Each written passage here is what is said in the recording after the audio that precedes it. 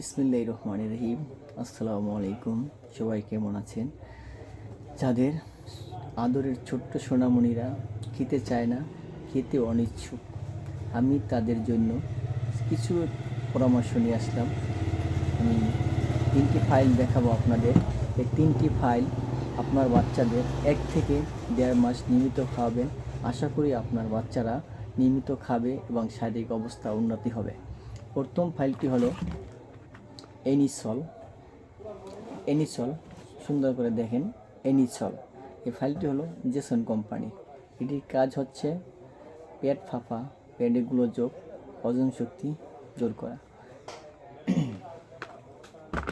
দ্বিতীয় ফাইলটি হলো পগো, একটা মাল্টিভিটামিন।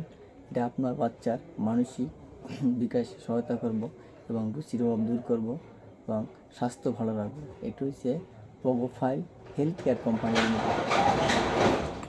তৃতীয় ফাইলটি হচ্ছে B9।